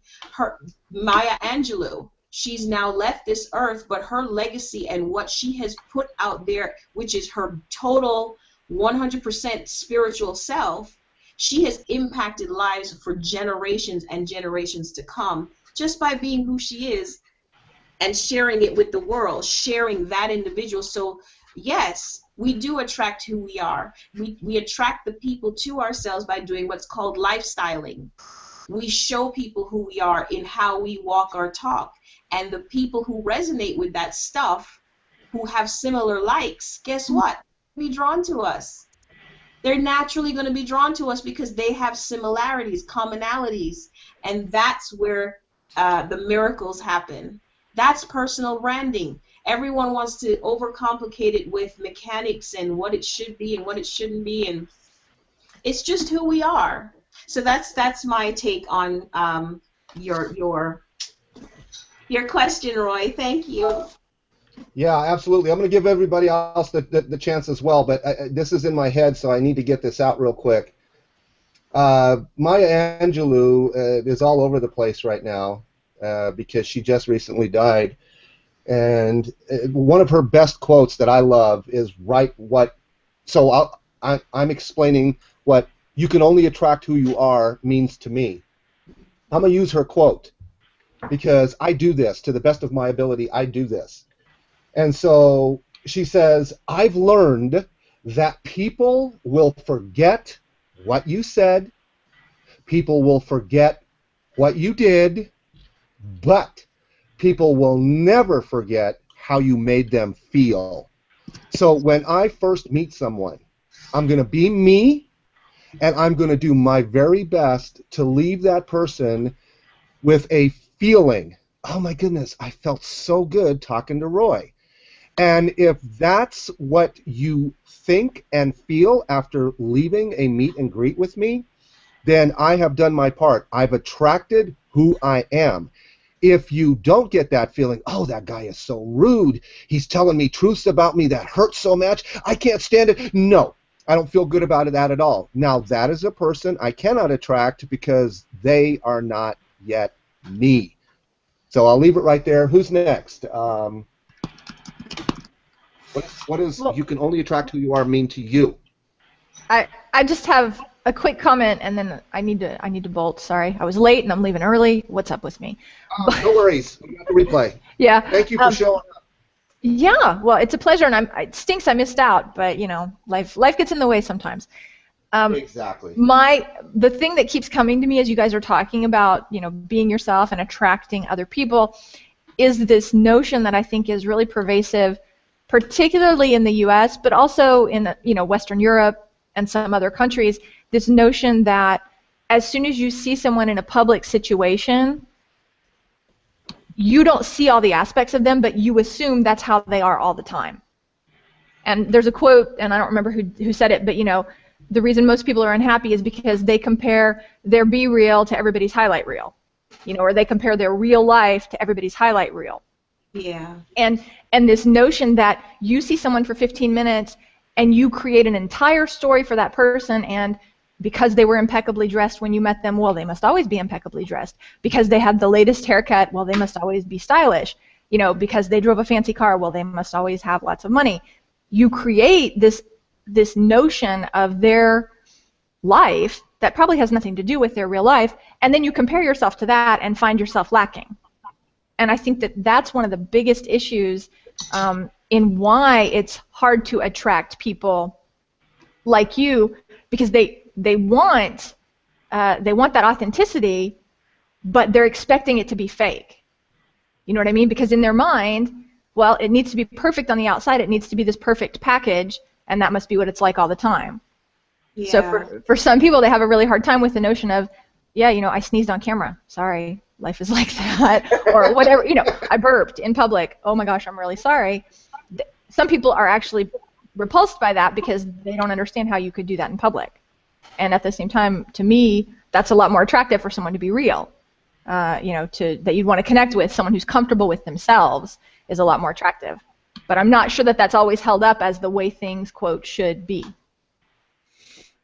And see, that's my pet peeve. The last thing you said, not you saying it, but how people think things should be, the status quo. And for me, I'm 100% with you. The advantage that we have as entrepreneurs today is we are able to create brand consistency, meaning you consistency, through our social presence. So when people see us over time in our posts, in our video communication, they see you as a real person, they can connect on an even deeper level. Like 4 years ago, if you told me I'd be on a hangout with my hair in a ponytail, glasses, and no makeup, I would have laughed, like, no way! You're not talking about Christine. But today, I do it it's still a little uncomfortable for me, to be honest, but it's real. This is who I am, and if either any of you or all of you came to my door right now and we hung out in my living room, this is who you'd see. You know, so Stephanie, yes, you hit it right on the head. But isn't that the beauty of HOAs? I mean, the truth is, this is something that would not be possible. Yeah. And this is part of the reason, you know, when you communicate with text, you should check out Alexandra Reich Gonzalez, I think. She talks a lot about this, but it's one of the problems with communication in text. Yes. You don't get the context, right? You can't see if the person's smiling or frowning when they talk to you. You can't see their eyes light up when you mention a subject that they really love. And so maybe it's only happening now, and this new wave of authenticity or whatever is happening because we have the tools that allow us to get that kind of information about someone, whereas we didn't have them 5 years ago. Yeah. Or they were expensive. And Roy and I, that's how we overlapped, because he saw the video of voice he saw the value, of voice communication through Skype. I saw the value of voice and video through Skype back then. We didn't even have Google Hangouts back then, and this is what keeps it real for me. This is what truly allows people to embrace online as part of a real world. It's not another world. This is real life. I am sitting in my home office. This is not, you know, staged, and people perceive online like some kind of make-believe world, and then they call meeting up in person or offline in real life. And I'm thinking, okay, but this is real life. It's all life. I don't know why people separate online. I don't like that term. I don't like that term. I don't like that term. Either. I don't like I'm a contrarian. This is real life. This is probably more real life, than when you meet in person. Yeah, time has not stopped. Time is still ticking away, and I'm sitting here choosing to invest my time with 5 great people. Just like they were in my home. So I don't know why people separate it, but anyway, that's a different conversation. But I like the realness that Google Hangouts provides with networking. Excuse me, Hubster's calling. It's our anniversary tomorrow. Woohoo! Oh, happy anniversary! Woohoo! Hello. Okay, so I believe that Tracy and Nate still need to go next. I'm sorry? Yep, Trace, why don't you go next? And then Nate after you. You can only attract who you are. How does that speak to you, and how would you define that for you? I would define that as from your mouth to God's ear. And sometimes I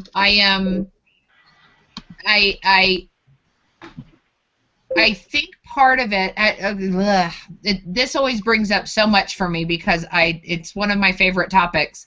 And you can only attract who you are, because if you're not being who you are, then the fakeness of it will come out. And the sad part about it is, and I know you guys just said you didn't like the term in real life, but the sad part about it is that may only apply in real life, because we look at the, in my personal opinion, yuckiness of megastars, Oprah, of course, not included in that, but say the Kardashians, which it took me a couple years to know that Star Trek hadn't come back online because I don't have a TV. But you take those people, and they are attracting so many followers, for lack of a better term, fans, and these fans are trying to be them and not trying to be themselves. And so what are they attracting, and where is this? It becomes a misstep to society.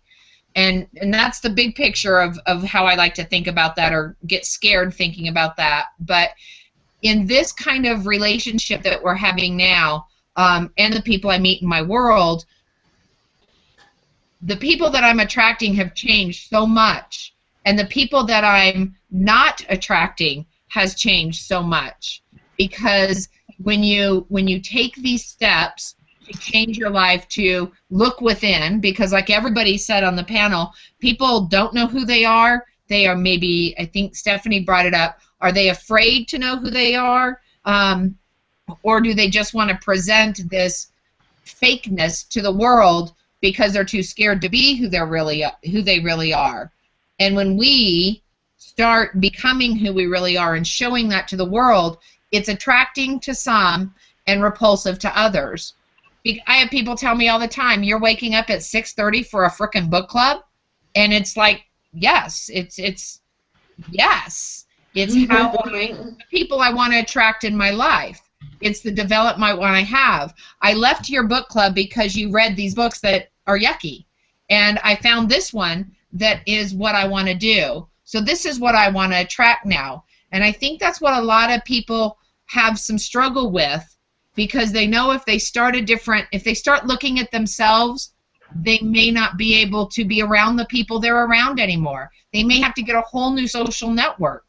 And it's overwhelming and scary. And anyway, I could talk for hours about the subject because I love it.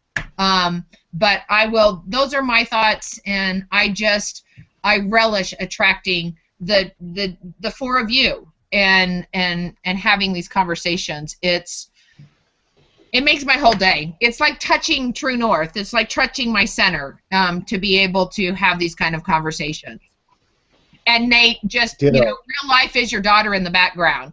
And I love, and I'm going to have a conversation about the whole Misha name, because that's in my top 3 favorite names on the planet. But it's real, and it's who you are, and it's a part of you, and show it every day. It's wonderful. That's So right. now that part of me is sleeping, thank God. Well, it must be nice to be able to put it to bed that easy. Oh, well, easy might have been a relative statement there, Tracy. Yeah, I'm not a parent. I don't know. Well, I forgot that Nate had already shared when he talked about Oprah. And for those of you who don't know me, I only have 3 memory cells, so I do forget things even within the last hour. So let me transition into, thank you all for your definitions. I love that. You can only attract who you are. So since we're in social media, and social media means something different to me than most other people, so let's get that statement out of the way right now. There's social media and there's social networking. And then there's the way that how you do it and why you do it. So let me start, and we'll just go from do you agree or do you disagree with what I'm saying are the 2 things. Social media and social networking are not interchangeable. You have to start with social media in order to do social networking. So social media is the platform. Google+, Twitter, Facebook, all of these places that we go to, and what we do there is social networking, the actual interchange, or as I like to say, the interactiveness. That's hard for me to say. In other words, be interactive. Interaction, interactiveness, yes. But how do you do that? You ask questions, but not any question, the right questions. And when you do, I think, it was Tony Robbins who said, the better your questions are, the better your answers are going to be. So anybody, do you agree, disagree with what I just defined as social media and social networking? I agree. I agree. I agree. Yeah, I agree. I think the one nuance I would add is that you don't have to do social networking on social media. It just happens to be a way. It's a tool that you can put in your toolbox. But this morning I was in a coffee shop with somebody that I met in real life. I'm just joking, guys. At a networking meeting. At a networking meeting, 7 months ago. And if you are able to meet somebody and make a connection with them, however you make that connection, what I see social media as is it's just one more tool in your toolbox as a way to keep in touch with them in a way that makes them comfortable. There are people, for example, I know, they don't want to talk to me anywhere but on LinkedIn, because that's how they met me, that's how they know me. I could try to get them on G+, and I would love to get some of Nate's tips about how to do that. But, for the minute, to me, all these platforms are just ways to communicate with the people I'm trying to connect with, and some of them are better than others. But, ultimately, those are just tools. It's similar to what you said, Roy, but I don't know that you have to do it by social media, I guess is my point. And yes, and thank you for that, Stephanie, because see my mind, what do you mean offline networking? You have to go to my partner in the car, Christine L Bowen, for that, because Christine, how is it that you say it? Nothing will ever replace what, hon? Nothing. You all need to listen clearly. This is one of my This is my favorite quote for social networking. Nothing will ever replace the human touch. Nothing. And I'm speaking about in-person, face-to-face, belly-to-belly, knee-to-knee, however they say it, right in front of you. There is an energy force that we have as human beings that, yes, this is the next best thing. This is social media for me. Yes, social media, the tool, is such a massive global platform. It's ridiculous. It's mind-bending, actually, what you can accomplish with your message online. However, when you physically are in the same space as another human being or human beings, the energy force that happens because the physical bodies are there, that can never be replaced, ever. Ever.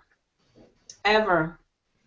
Love it, love it, love it. So I will transition into one last question, and then we'll end. Or not a question, but basically a statement. Then we'll add some questions to that. One of the things that has been a vision of mine for quite some time is, and it's a movement at the same time, is no more boring profile pages. If I have to go visit one more boring profile page, I will just So I want to do something about that. Can I do something about that? Absolutely, one person at a time. And so I decided many moons ago that I would love it if everybody had a Meet Me video, whether that be 1 minute, 2 minutes, 90 seconds, 97 seconds. And yes, that's I want your video, your Meet Me video, to be 97 seconds or less. If you have one of those, I would love to index it in my upcoming People search engine, because that's a great way for people to, well, save a lot of time. In 10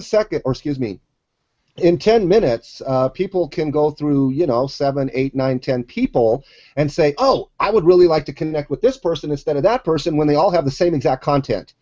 Because if you know anything about me, I'm contrarian, and one of my most contrarian statements is that content is not king. If I hear that again, I want to scream. What is it content? What is this content king of? And if you say the right thing, maybe I'll grant you, yes, I agree. But if you think the way I think, then it's the content provider that's king. So let's meet the person, and then if you know them, like them, trust them, then their content is going to be awesome to start with. So yesterday, Nate showed me his 1 minute Meet Me video because somebody followed him on Twitter. And I'll let him tell the story real quick. And Christine also has already done her a standard one that I want that says, where you live, who you are you married, do you have any kids, do you have any pets, do you have any border collies, that kind of stuff. But then she also has a custom one where she just says what she wants to say. So Nate, your story real quick, sir. Why did you put your Meet Me video together? How did that all come about? Somebody followed you on Twitter, yes? Yeah, so this all kind of happened at once. I should probably process this at some point. But so whenever I started resurrecting my Twitter account, I had like 10 followers. Not even my parents follow me. Anyway, so I just didn't use it.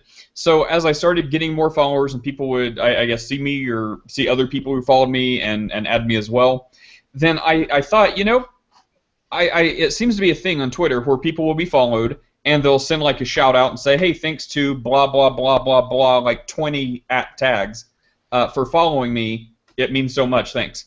And I thought, okay, so if this is the way the world of Twitter works, I should do that. And then I thought, wait, instead of trying to type a message and employ this, some way to do this in 160 characters plus all the @tag names, that seems like more work than just making like a quick video. So since, Google Plus is just so familiar to me, I thought, okay, well, I exist on Hangouts. My goal is to bring people to Hangouts. So instead of telling them about Nate, why don't I just be Nate and introduce myself to them and say hi? So I did that. And so I don't do that to everyone, but if they have a lot of followers, I don't know where the threshold is, but a lot. So usually people with, if they seem to be in like a studio or director person or any of the MyFox LA people, I don't have a mechanism for figuring it out yet, but 20, 30,000 followers, they're getting a personal message.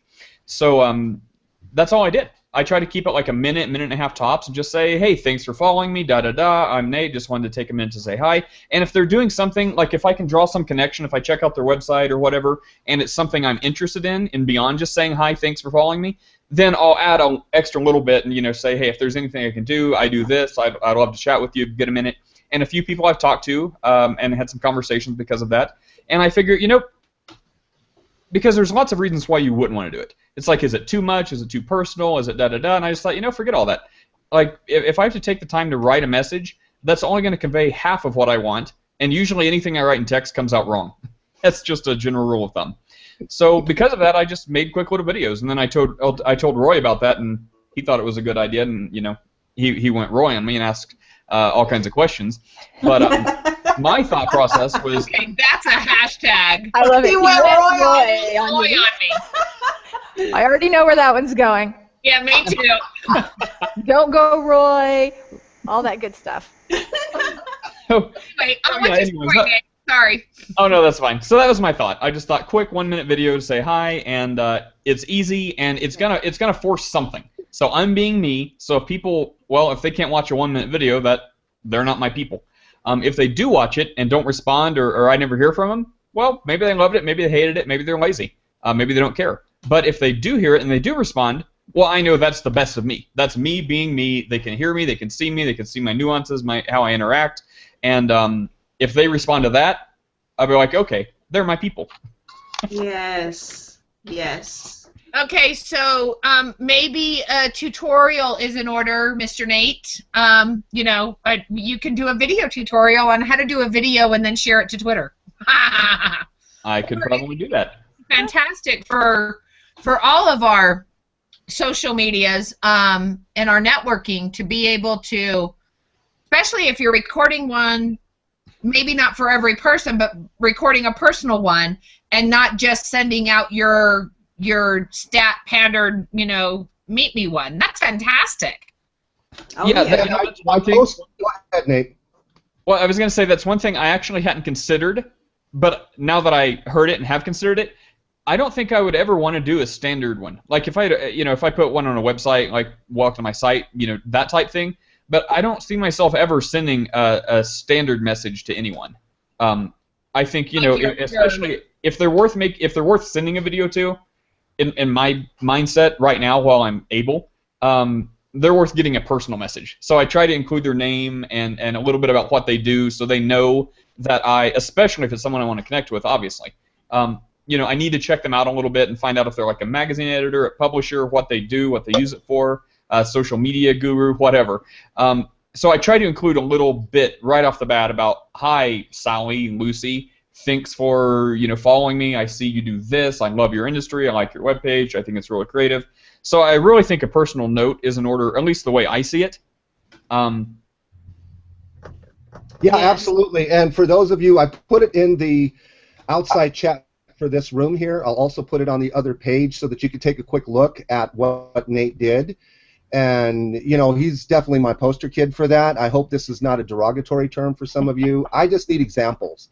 And it's just easier for me to say that. People usually understand that. And Christine, I did this with a few months ago as well, and she's got, oh my goodness. I told Nate his personalized Meet Me video there, 1 minute, it was an 11. On a scale of 1 to 10, it's an 11.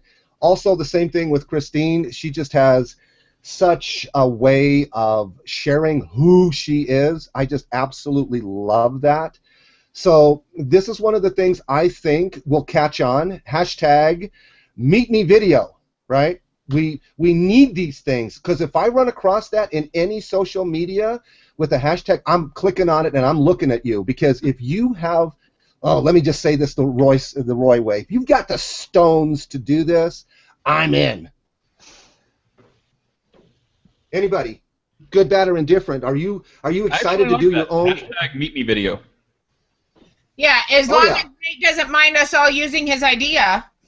That's what I'm here for. Oh, yay! No, see, this is the whole thing. This is what we're supposed to do. Nothing we put out, we need to own. See, whatever you give out and give away, you keep. And whatever you keep to yourself, you lose. I mean, this is just a universal truth. So don't, again, a Maya Angelou quote. I might not say it exactly. If someone's given it to you, give it out. If you've received it, give it out. If you've learned it, teach it. And that's what I'm all about here. So we need to wrap this up. One last thing. When you go out and interview people, I don't have time to really go into this in depth. Maybe we can pick up on it next week. But instead of asking them, so what do you do? Or who are you? A lot of people don't know how to answer that. But here's what they do know how to answer. Ask them 2 questions, and here's how I would like for you to say it. So if I'm interviewing Christine, I would say something like, Christine, tell me, what makes you tick and what ticks you off? And you can start with either or either. Now that person is just going to just gush. I mean, Old Faithful would be jealous. Yes? Anybody who I've done this with already? Yes, no, maybe so, and we'll wrap it up. Yes.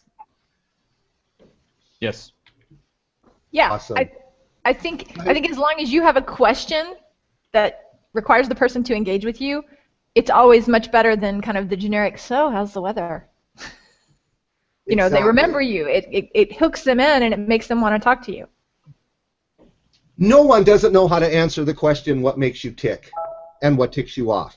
I mean, they will go on for hours. You will have to upshut them. But if you go, tell me, who are you?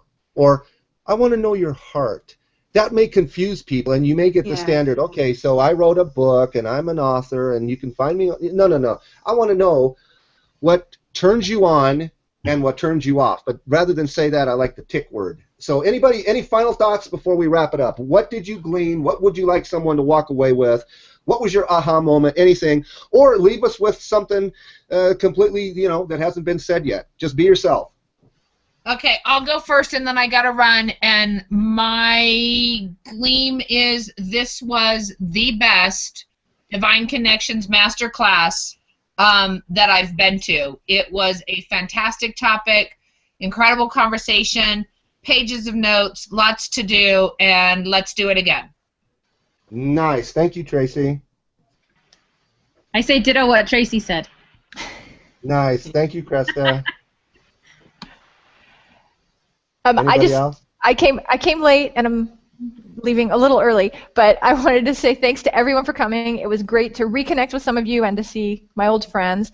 And I really like this notion of exploring why people act the way they act in an environment with people who look at it the same way, right? Because we're all just curious here. And I think, to me, that's the reason this works so well, is nobody's here with an agenda to say, no, you're wrong, this is the way things are. We're all just trying to learn from each other. And that, to me, is something that's rare, but should be done more often. People are willing to learn if you make them feel sure and confident in the fact that you're really just trying to help them. So, thank you. None of us are as smart as all of us. Well said, Steph. Thank you. CLB, got any final words? I do. Also, this was the best Divine Connections Masterclass for me, too. Kresta, it was really, really a treasure to meet you. I've just heard so many wonderful things about you. So it's finally great to get to meet you. I can't wait to get to know you better. Nate, I feel like I truly, truly know you as a friend because Roy just speaks so much of you and highly of you. So it's good to see you again. And, of course, my partners in the car, Trace and Steph. But for me, to be able to express myself in this way, in the vein of personal branding and social networking, it is a passion of mine. So I'm grateful, Roy, that you allowed me to not just share my perspectives, but learn from others as well. This is just phenomenal what you're doing. My takeaway actually was a revelation. I needed a quote, apparently, or a phrase for my presence, for being present. And my takeaway came to me through the conversation, which is to live consciously in the step backs. Don't take a step back, live in the step back, because that's where you are present. That's where you're not hung up with how things are going to turn out, and just allow yourself to be. Like Nate said, I don't tell people about Nate. I was just Nate. I'm just Nate. I like that. I know. I know. Love that. And speaking of Nate, let's transition. Nate, what did you glean, or what would you like to leave us with? Well, the thing you always say, the quote, is it Maya Angelou also? Or, no, it's Zig Ziglar, one of them. Be yourself, everyone else is taken. I've had all of the Royisms and the thing, because, he's done this forever. So I've always had what he says in the back of my head, and in the last few months, I've really, I've stored it away as useful information, but not practically applicable to me currently. But in the last few months, I've just seen this work out in different projects and different opportunities here and there, opening, closing, and the amount of effort I'm exerting. And I thought, piece by piece, this is really making sense. I'm finally able to practically apply it in my life with what I feel are pretty darn amazing results. So I would encourage everyone else to do that. Learn at my expense. If I would have, maybe learned at someone else's expense earlier, I would have been 2 years ahead of the game.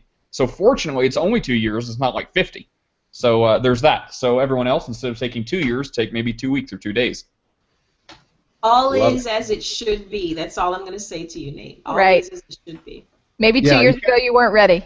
Perhaps. Yes. You can't force that cocoon to open up. You can't help it along. You got to just let it take its course. Otherwise, the butterfly won't be the butterfly that it was intended to be. I will ditto what Nate said. Be yourself. Everybody else has already taken. That's Oscar Wilde, Nate. And I love that. And here's what I say. The secret to having a wonderful relationship, interpersonal relationship with anybody, I don't care who they are. Here's the secret. Let the other person be them. Hopefully, they'll let you be you. And when that takes place, you will have the best possible interpersonal relationship with anybody. It's when we attempt to force ripe them is when we get into trouble. Thanks, everyone, for being here. This is just, for me, too, it's been one of the more amazing Divine Connection Masterclasses. If this is any indication of what is to come, woohoo! I'm in. Bring people to this. Let them know we're here. And yes, just check with me, and you can find everybody wherever, right? I mean, you can just know. So we don't have to go through that. See you all again next week. Bye, everyone. Thanks, Roy. Bye, everyone. Nice Roy, take care.